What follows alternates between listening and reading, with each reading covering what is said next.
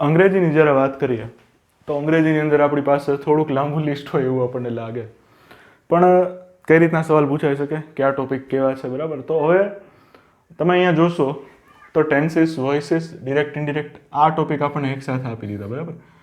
જો તમે મારી પાસે ઓફલાઈનમાં ક્યાંય ભણેલા હો તો આપણે પહેલાં કીધું છે કે ભાઈ ટેન્સ ઉપર આધાર રાખે, બરાબર, એવા અમુક ટોપિક હોય તો એમાં આ છે, બરાબર. ટેન્સીસને ખાસ કરીને વોઇસીસ વાળો જે ટોપિક છે, એક્ટિવને પેસિવમાં ફેરવો, પેસિવને એક્ટિવમાં ફેરવો, તો આ ટોપિક તમારા માટે આપી દીધો. આર્ટિકલ્સ અને ડિટરમાઇનર્સ આપી દીધા. તો અહીંયા તમે જોશો ને તો એટલે આ ટોપિક એવા છે કે ભાઈ તમારા જે ફિલ ઇન ધ બ્લેન્ક્સ વાળા ટોપિક છે, ખાલી જગ્યા પૂરોમાં આવા ટોપિક આવે. અને જ્યારે ખાસ કરીને આપણે ઓફલાઈનની બેચમાં ઘણીવાર આપણા પોતાની જે અમુક લેક્ચર હોય, મારા લેક્ચર, એમાં આપણે જોયું હશે કે ભાઈ પાર્ટ્સ ઓફ સ્પીચમાં આપણે થોડોક વધારે ટાઈમ દેતા હોય, બરાબર. હવે એ શું કામ દેતા હોય એ તમને અહીંયા સમજાણું હશે ખાસ. અને જો તમે ના ભણ્યા હોય તો ભાઈ પાર્ટ્સ ઓફ સ્પીચ ખાસ ભણી લેજો ભાઈ. અહીંયા તમને ચોખ્ખે ચોખ્ખા એના ટોપિક આપી દીધા, 1, 2, 3 અને 4 અને આ 5. આના બેસિસ ઉપર આ લોકો થોડુંક પૂછશે. શું પૂછશે તો કે ભાઈ ખાલી જગ્યા છે, આ લોકો વધારે પૂછી શકે.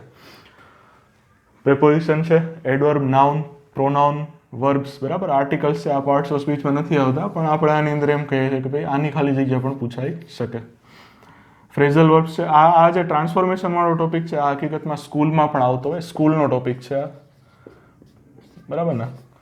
તો આમાં કંઈ એટલું બધું અઘરું હોતું નથી. તમને જો રૂલ્સ, આમ તો બધી જગ્યાએ કંઈ રૂલ્સ ગોખવાની જરૂર પણ નથી હોતી. બાકી છે આ OWS, one word substitution, synonym, antonym. તો આ તમારા પ્યોર વોકેબ્યુલરીના ટોપિક છે, બરાબર. આમાં કંઈ ટ્રીક વીક ના હોય, તમને યાદ રાખવા માટે અમુક ટ્રીક આપી દે. બાકી મેઇન છે આ વોકેબ્યુલરી, પ્યોરલી વોકેબ્યુલરીના ટોપિક છે. હવે નીચે તમને દેખાશે કે ભાઈ અહીંયા છે ને આ ટોપિક બનતા સુધી આપણે ક્યાંય બહુ ખાસ જોયા નથી.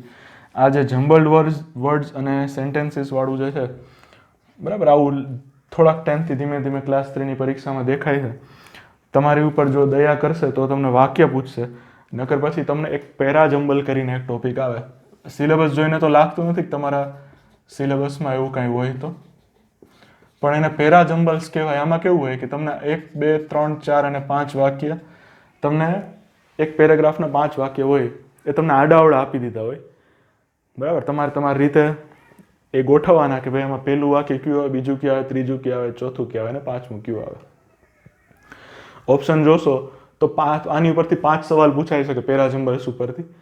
એક જ પેરેગ્રાફ હોય પણ 5 સવાલ પૂછી લે, 5 ઓપ્શન પણ એક જેવા હોય, પણ ફેર પડે સવાલમાં કે ભાઈ એમાં સવાલમાં એમ પૂછે કે આમાંથી પહેલું વાક્ય કયું છે, બીજું વાક્ય કયું છે, ત્રીજું વાક્ય કયું છે, ચોથું કયું છે અને પાંચમું કયું છે.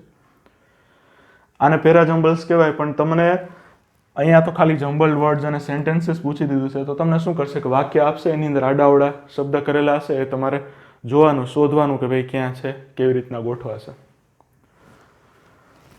કોમ્પ્રિહેન્શનની વાત આવે તો આપણને એમ છે ખાલી કે ભાઈ ચલો ફકરા ઉપરથી જવાબ આપી દેશું. જો ખાલી એટલા પૂરતું મર્યાદિત નથી, ધ્યાન રાખજો. અહીંયા તમને કીધું છે કે ભાઈ અસેસ કીધું છે, ઇન્ટરપ્રિટેશન કીધું છે અને ઇન્ફરન્સ કીધું છે. તો આનો મતલબ એમ નથી કે ખાલી તમને ફકરા ઉપરથી સવાલનો જવાબ આપી દો હાલો એટલે તમે છૂટા, એવું જરાય નથી. આની અંદર કોમ્પ્રિહેન્શનમાં તમને જો ધંધે લગાડો હોય ને, આપણે કહીએ સાદી ભાષામાં, તમને ગોથે ચડાવવા માટે કોમ્પ્રિહેન્શન છે ને એ હથિયાર છે એક જાતનું, જે માણસ પેપર કાઢે છે ને એના માટે. એ કેમ તો કે ભાઈ પહેલી વાત તો કોમ્પ્રિહેન્શન વાળો સવાલ પૂછે ને એટલે આપણે વાંચવું પડે. સાહેબ વાંચવાની તો આળસ છે જિંદગીમાં, તો હા ભાઈ તો મને ખબર છે કે ભાઈ તમે થોડીક આળસ તો કરો છો વાંચવામાં, પણ વાંચવું પડે, પછી એનો અર્થ કાઢવો પડે, પછી જોવું પડે કે આ સવાલમાં ક્યાં છે અને એની ઉપરથી તમારે જવાબ આપવો પડે. તો થોડીક પ્રોસેસ થોડીક લાંબી છે.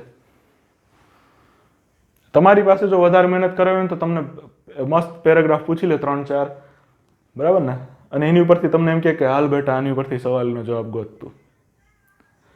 અહીંયા તમને અટકાવવા માટે, તમે અટવાઈ જાઓ એના માટે ઘણું બધું પૂછી શકાય ખાલી કોમ્પ્રિહેન્શનમાં. એટલે જરાય એવા વહેમમાં રહેવું નહીં કે ભાઈ આ તો આપણા ઘરની ધોરાજીવાળો ટોપિક છે. ના, જરાય નથી આ તમારો ઘરની ધોરાજીવાળો ટોપિક. જેણે એક્ઝામ આપી ને એને ખબર હોય, આડેધડ જેની તેની પાસે ભણવા વયા જાવ, પછી દીકરાઓ આપો કોમ્પ્રિહેન્શનનો જવાબ. અહીંથી કાંઈ કહેતા ને તો એમ લાગે કે સાહેબ પાસે તો નવરા ધૂપ બેઠા છે, સાહેબ પાસે ટાઈમ જ ટાઈમ છે. ભાઈ સાહેબ પાસે નથી ટાઈમ, બરાબર ને. અમે હજી અમારી જાતને અપડેટેડ કરતા રહેતા હોય. બાકી હવે તો અમારે શું એક્ઝામ તો આપી દીધી, હવે શું જરૂર છે વાંચવાની, બીજે બધે જોવા જવાની કે ક્યાં શું પૂછાય છે નહીં બધે. એક એક્ઝામ નથી આપી જિંદગીમાં, એની પાસે તમે જઈને 2-3 હજાર 10,000 છોકરા જઈને બેઠા હો.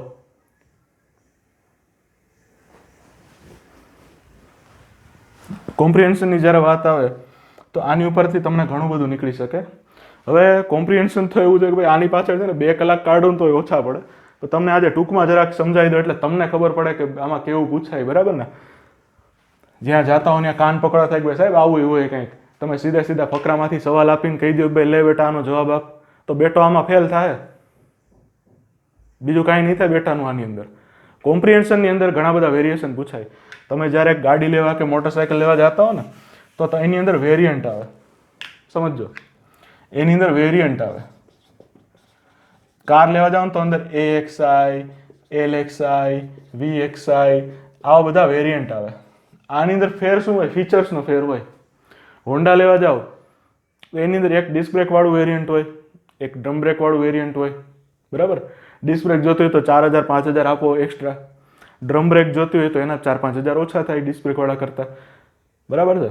એમાંય પછી બીજા અલગ વેરિયન્ટ હોય, જેમ કે હોન્ડા શાઇન લેવા જાઓ તો એની અંદર ઓલો ડિજિટલ મીટર નથી આવતો, કાંટાવાળું મીટર આવે. અને એ જ જગ્યાએ SP લેવા જાઓ તો એમાં ડિજિટલ મીટર આવે, બરાબર, LED હેડલેમ્પ આવે. તો આવી રીતના વેરિયન્ટ આવે. તો જેમ અહીંયા કોમ્પ્રિહેન્શનના સવાલમાં છે ને વેરિયન્ટ હોય. વેરિયન્ટ એટલે ક્યાં વેરિયન્ટ આવે? તો કે ભાઈ આની અંદર પહેલા તો તમને જો પેરેગ્રાફ આપી દીધા હોય, આવા 2-3 પેરેગ્રાફ આપી દીધા, એની ઉપરથી સીધા સીધા જવાબ આપો. બીજો એક વેરિયન્ટ આવે, એને કહેવાય ક્લોઝ ટેસ્ટ કહેવાય, CLO, આવી રીતના CLOZD ક્લોઝ ટેસ્ટ આવે.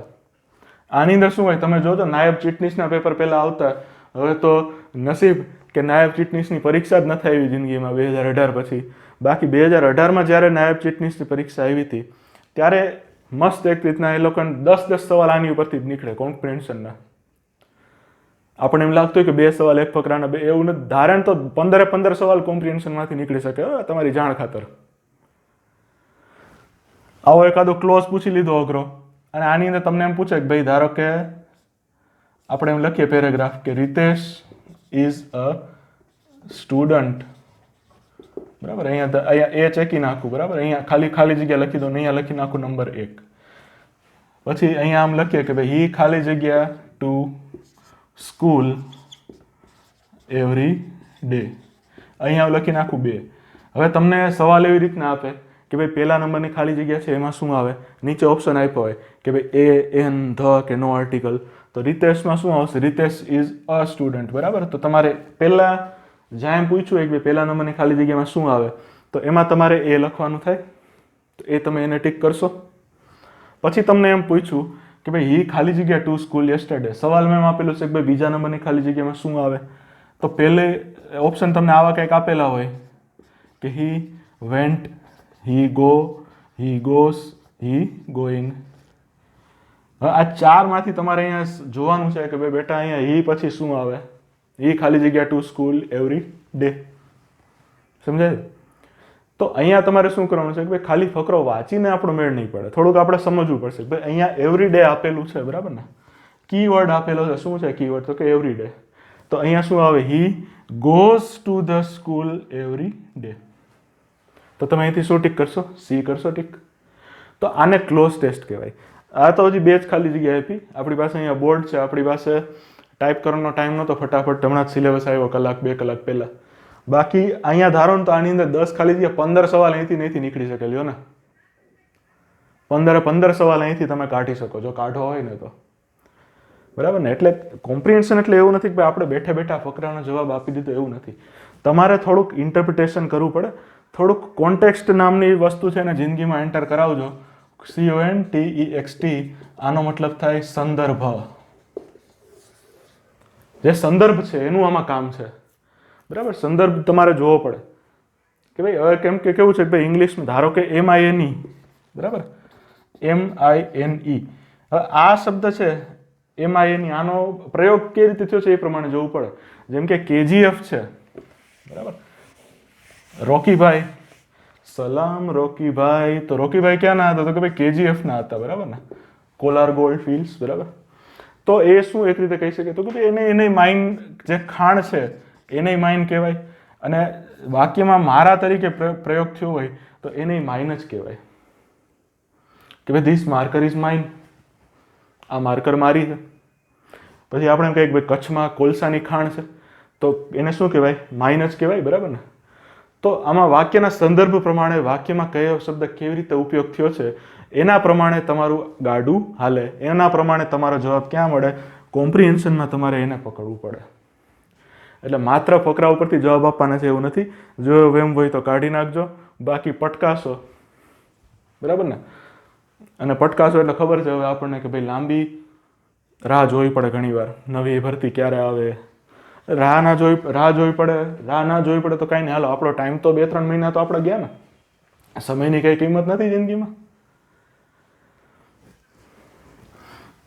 તો સંદર્ભની વાત આવે તો અહીંયા આ જે કોમ્પ્રિહેન્શનની જે રમત છે એ થોડી ઘણી સંદર્ભ ઉપર, કોન્ટેક્સ્ટ ઉપર પણ આધાર રાખે. જેમ જેમ વાંચશો એમ ખબર પડશે, બરાબર ને? જમ્બલ્ડ વર્ડ્સ એન્ડ સેન્ટેન્સીસમાં પણ આપણે કીધું કે ભાઈ એમાં તમારે વાક્ય પૂછશે તો સારું છે, બાકી જે વાક્ય મતલબ કે ભાઈ એક વાક્યમાં આડાવડા શબ્દ ગોઠવી દીધા હોય તો એ તો તમારા માટે સહેલું પડશે. બાકી જો 5-6 વાક્ય આવતા હોય તો એમાં થોડીક વાર કોક વાર આપણે શું કે થાપ ખાઈ જાય આપણે ઘણીવાર. લાસ્ટમાં તમે જોશો તો ટ્રાન્સલેશન લખેલું છે, બરાબર? તો ટ્રાન્સલેશનમાં વાક્ય જ છે ભાઈ, બીજું કંઈ છે નહીં. આની અંદર વાક્ય જ પૂછશે, પેરેગ્રાફ પૂછવાનો આની અંદર સ્પેસ નથી, કેમ કે આપણું MCQ વાળી ટેસ્ટ છે આપણી, એટલા માટે. ઘણા ટોપિક આમાં એવા છે કે જે તમને VMCના પેપરમાં મળી જશે, એટલે તૈયારી કરો એની પહેલાં VMCના પેપરમાં કેવી રીતનું આખું તમને સમજાયેલું છે, બરાબર? કેવી રીતના સવાલ પૂછેલા છે એ જરાક જોઈ લેવા.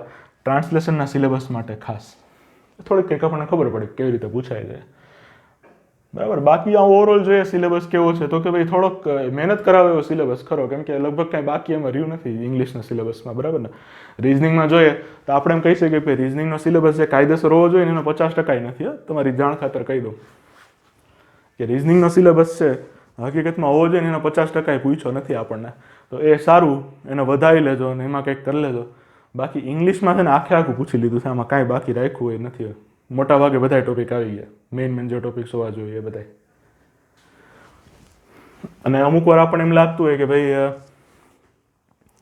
સર આમાં પેલું ડિગ્રી તો પૂછેલી નથી, પોઝિટિવ નથી, કમ્પેરેટિવ, સુપરલેટિવ એવું કાંઈ પૂછેલું નથી, તો એને આમાંય પૂછી શકે ને, તો આપણે એમાં કંઈ એનું કરી નહીં શકીએ. ટ્રાન્સફોર્મેશનમાં પૂછી લીધું ને તોય કે ભાઈ પોઝિટિવ ડિગ્રીવાળું વાક્ય છે એને કમ્પેરેટિવમાં ફેરવો, બરાબર? સુપરલેટિવમાં ફેરવો, તો એનું આપણે કંઈ નહીં કરી શકીએ જો પૂછશે તો. એટલે ઓલમોસ્ટ એવું જ છે કે ભાઈ ઇંગ્લિશનું તો આખું કવર થઈ ગયું. તો ઇંગ્લિશમાં ખાસ આપણે જોઈએ તો મહેનત ક્યાં પડશે તો કે ભાઈ આ છેલ્લા જે 3 ટોપિક છે આની અંદર મહેનત પડે એવું છે. વોકેબ્યુલરી છે, જો દોસ્ત ગોઈખે કામ નહીં ચાલે, બરાબર ને? 500 શબ્દ એક હારે તમને આપી દઉં PDF કે લે બેટા ગોખી લે. હવે બેટા નહીં ગોખીએ કે 500 શબ્દ 4 દિનનું એક હારે આપણે થોડું કંઈ અત્યારે ખાઈ શકવાના હોય. વોકેબ્યુલરી એવી વસ્તુ છે જે ચમચીએ પીવાની વસ્તુ છે. આ એક જાતની એવી દવા છે. ઉધરસ થઈ હોય તો સિરપ કાંઈ એક દીમાં કંઈ ગ્લાસ ભરીને સિરપ ન પીવાની હોય, કંઈ એક ચમચી સિરપ પીવાની છે. આ તમારી એક જાતની ઉધરસ થઈ હોય ને એમ સિરપ છે આ. 1 ચમચી એટલે 10 શબ્દ આજે લ્યો, 10 શબ્દ કાલે લઈ લેજો, 10 શબ્દ પરમદી કરી લેજો, 10 શબ્દ એના પછીના દિવસે કરી લેજો. આમ કરતાં 1 મહિનાના અંતે તમારી પાસે 300 શબ્દ હશે. અને જો મારી પાસે ક્યાંય ઓફલાઈનમાં ભણતા હો હાલની તારીખે અથવા ભણી ચૂક્યા હો તો આપણે વોકેબ્યુલરી છે એક સાથે તમને ખવડાવી નથી દેતા કે લે બેટા ખાઈ લે 500 શબ્દ, એવું નથી કરતા આપણે, બરાબર ને? તો એ અપ્રોચ તમારે રાખવો પડશે. ખાઈ શકતા હોય તો ખાજો, પછી અપચો થાય તો મને ન કહેતા કે ભાઈ 500 શબ્દ સાહેબ એક હારે લઈને બેઠો તો હવે કાંઈ યાદ નથી આવતું. તો અમુક વસ્તુ છે ને એવી રીતના હોય ભાઈ, 500 શબ્દ એક દીમાં યાદ ન થાય, અને 1 મહિનામાં 10 શબ્દ એક દિવસે કરો તો થાય. તમે એક હારે 500 શબ્દ લઈને બેઠા કે આજ તો મૂકું નહીં ગોખી નાખું, તો એમ ના હોય. તો જે આ ઇંગ્લિશનો સિલેબસ છે, બરાબર, તમારા સામે આપણે મૂક્યો કઈ વસ્તુમાં કઈ રીતે કોમ્પ્રિહેન્શનમાં ભાઈ ભલભલા થાપ ખાઈ જાય ભાઈ, તમે ન ખાતા, બરાબર ને? હમણાં યુટ્યુબમાં વિડીયો ખોલીશ ને સિલેબસ સમજાવતા હશે એમાં એમ જ કીધું હશે કે ભાઈ આમાં ખાલી સવાલ ફકરા વાંચીને જવાબ આપી દેવાના, એવું નથી. ક્લોઝ ટેસ્ટ જેવું પૂછાઈ ગયું ને હેરાન થઈ જશે. 15માંથી 10 માર્ક કંઈ નહીં આવે. એટલે જે હંમેશા તૈયારી છે? વિશ્વાસ ના આવતો ને તો મારી પાસે આવીને કાં તો મારી પાસેથી PDF મગાવી લેજો. રિઝલ્ટની આખી તમને 25-30 પેજની PDF આપીશ. કઈ કઈ એક્ઝામ ક્યાં પાસ કરી ને કેટલા માર્કે કરી એનું. જ્યારે અમે અહીંથી બોલતા હોય ને તો એમને નથી બોલવાનું ચાલુ કરી દીધું. તૈયારીના 5-1 વર્ષ થયા પછી ચેનલ ખોલી છે, બરાબર ને. બોર્ડ ભલે સાદું હોય પણ બસ ડિજિટલવાળા નહીં બોલતા હોય ને એવું અહીંથી બોલ્યું છે આજે, બરાબર. સિલેબસની થોડી ઘણી સમજ છે, પરીક્ષાની સમજ છે ભાઈ થોડી ઘણી. એટલે હું તો એમ ન કહું ને મારું કે ભાઈ મને બધું આવડે, એમ આપણે નથી, ફાંકામાં નથી રહેતા જિંદગીમાં. પણ એક્ઝામ જેટલી આપેલી છે ને ઓનલાઈન, TCS વાળા પેપર કાઢશે ને TCSની એક્ઝામ પાસ કરેલી છે, બરાબર. SSCના પેપર કોણ કાઢે ગૂગલમાં જોઈ લેજો જરાક. તો જરાય અહીંથી આપણે ફાંકા ફોજદારી કરી નથી. હજી ગુજરાતીનો સિલેબસ છે હમણાં તમને સમજાવું છું, પણ જરાય આપણે ફાંકા ફોજદારી કરવી નથી, બરાબર. જે છે પોઈન્ટ ટુ પોઈન્ટ વાત કીધી છે, દિલથી જે કાંઈ હતું એ બધું તમને કીધું છે. બાકી હું તમને એમ કહું કે મારો કોર્સ લઈ લે હાલ, પછી તને કહું કોમ્પ્રિહેન્શનમાં શું કરવાનું એવું નથી કીધું જરાય. કેમ કે મને ખબર છે કે જ્યાં ખોટું હાલતું હશે ને ભણવાનું, ત્યાં તમે 10,000 જઈને બેસશો અને ખોટી માહિતી લઈને આવશો ને પછી એના પ્રમાણે પેપર ભરશો અને ફેલાઈ થશો. કોમ્પ્રિહેન્શનમાં જેણે પરીક્ષા આપી હોય, જેણે 5-1 માર્કથી 2-5 માર્કથી અડધા માર્કથી રહ્યા હોય એને ખબર હોય. જેણે બરાબર કોઈ દી પરીક્ષાના હોલમાં TCSના આયનમાં જેણે કોઈ દી સ્ટેપ ફૂટ નથી કર્યો, પગલું નથી મૂક્યું ત્યાં, અને તમે ત્યાં 10,000 જઈને બેઠા હો તો અમને એમ થાય કે અમે અક્કલ મઠા દઈએ ને કે અહીંથી તમને બધું આખું એમને મફતમાં દઈ દે. ઓકે, તો આ તમારો ઇંગ્લિશનો સિલેબસ છે. મહેનત કરાવવાનો સિલેબસ છે ભાઈ. જો પહેલેથી કહી દઉં છું, આપણે કાંઈ એમાં વેમમાં રાખવાનું તમને હોય નહીં. મહેનત થોડીક કરવી પડશે પણ મજા આવશે બસ જિંદગીમાં. ઇંગ્લિશના લીધે ફેલ નહીં થાવ જો હું કહું છું એ પ્રમાણે કરશો ને તો.